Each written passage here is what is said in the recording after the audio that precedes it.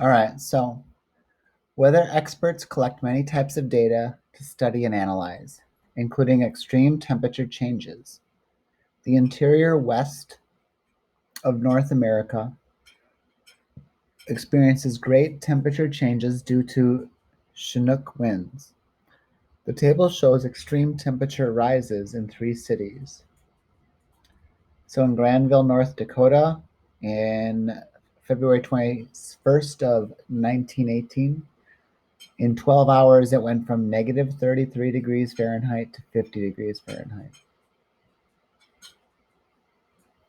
In this place in Montana, it on January 19th, 1892, in 15 minutes, went from negative 5 degrees Fahrenheit to 37 degrees Fahrenheit.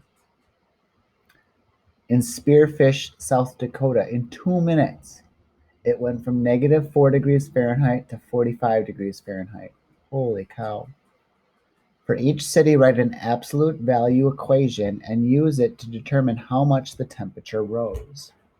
So I'm trying to take, so for A in Granville, North Dakota, I'm trying to take the absolute value of negative 33, and I'm going to add that to the absolute value of 50 to see how much the temperature went up. And so that's the same as taking 33 plus 50, or it went up 83 degrees Fahrenheit. For B, in the Montana location, the absolute value of negative 5 plus the absolute value of 37. Remember, that's the same as taking 5 plus 37. And it went up 42 degrees. Remember, this is 12 hours, though, and this is 15 minutes. And then in 2 minutes, the absolute value of negative 4 plus the absolute value of 45, which is 4 plus 45, which is 49 degrees, just in 2 minutes. Okay.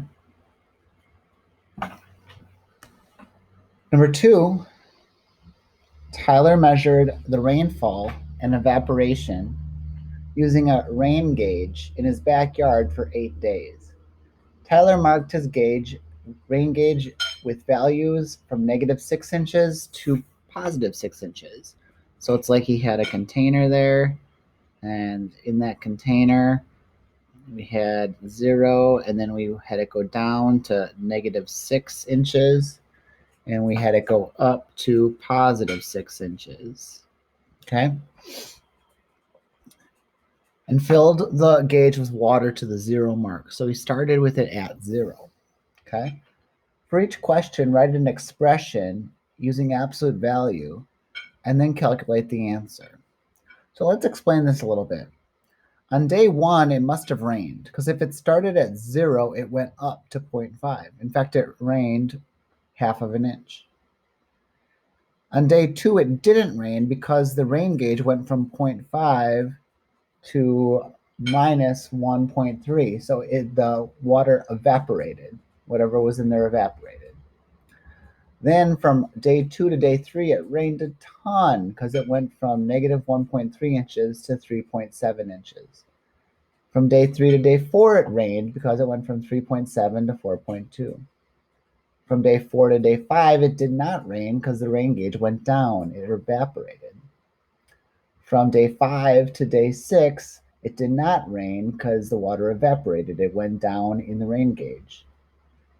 From day 6 to day 7, it did not rain because it went down, so water evaporated. From day 7 to day 8, holy cow, it rained a lot. It rained a lot. It rained a lot. And so that's why it went up there. Okay? And so 0 on this is where it started at. Okay? How many days out of the 8 did it rain? Oh no, I answered that question. I just didn't write it down. Let's see here. Yes, no. Yes, 2. Yes, 3. No. No. No. Yes. 4 days it rained. Okay. B, between which two consecutive readings did it rain the most? How many inches were recorded? I was pretty sure it was this, between 7 and 8. So I think it's between 7 and 8.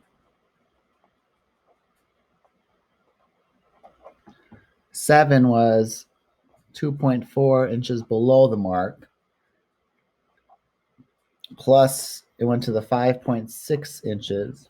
When I add that together, I get 8 inches of rain. Whoa, that's a lot.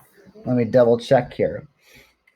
That went down, this went down, this went down, this went up, but this is only not even. This went up, and this is bigger, but it's only like 5, 4, and that's not as big as 8 inches. Okay. So C,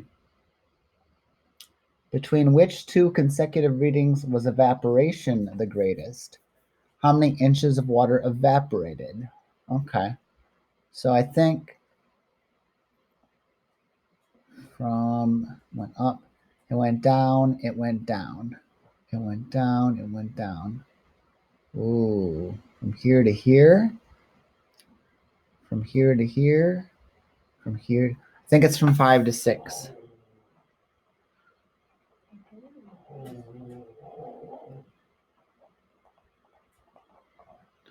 And so in 5, the absolute value was 2.1. And then it went down to negative 0.9. And so if I add those together, I get 3 inches evaporated between those 2 days. If I did this to this, it only would have been 2.1. If I did this to this, it only would have been 1 point something. Yes, I think I have the right answer. Okay. And so the big thing with this problem is understanding what this table is showing me. And so I have to read this section really carefully, and then I have to think about what's happening here. D, calculate the gain or loss of water in the rain gauge between days 1 and 2. Express the change in the water level of the gauge as a positive or negative number. Okay. So it was at 0.5 plus minus 1.3 inches, 0.5 plus 1.3, and so it would have been 1.8 inches. And then since it went from higher to lower, it's a negative number. So it would be a negative number, so it would be negative 1.8 inches. Okay. E, calculate the gain or loss of water in the rain gauge between days 2 and 3.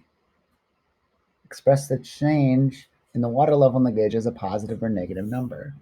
All right, so negative 1.3, the absolute value, plus the absolute value of 3.7.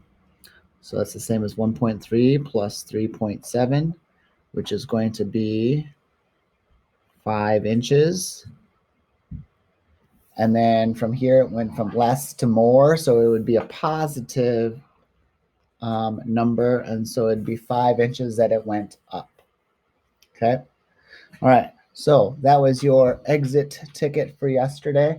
Trying to read this information in these diagrams and these graphs and these tables, trying to read carefully, trying to think about if it's going up or down, if it's a positive number or a negative number, and then trying to use absolute value as we're trying to do that. So definitely some tricky stuff here.